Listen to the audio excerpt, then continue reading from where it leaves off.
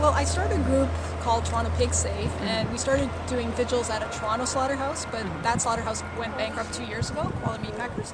So then we started doing weekly vigils in Burlington at Fearman's Pork Incorporated. It's the largest pig slaughterhouse in Ontario.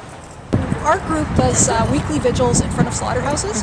So when I was giving water to the pigs, I was with Nicky, who's also here at the courthouse today, and we're on a traffic island, and the trucks stop at a set of lights just before they enter the slaughterhouse.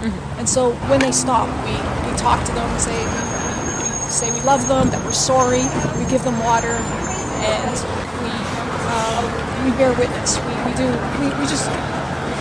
These are small acts of compassion, and then these poor pigs go to slaughter.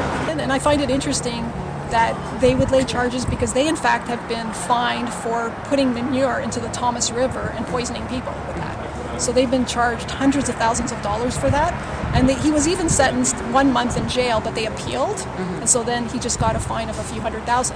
And that's actually poisoning the water. I mean, if you remember, like 15 years ago, we had the Walkerton crisis where people actually died because of contamination of feces from factory farms in the water supply. So if anyone is hurting the water supply, it's factory farming.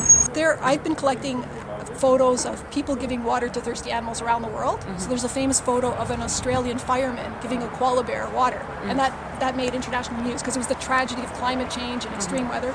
And other stories of that, because it's an act of compassion, and it's something that captures everyone's heart. No one can live without water. People live without love, without all these other things that are really important, but no one can live without water. Pleading not guilty. Okay. I would never plead guilty to criminal mischief for doing the right thing. So I would rather go to jail than admit that it is wrong, because it is not wrong. I did the right thing, and I think any reasonable person would do the same thing.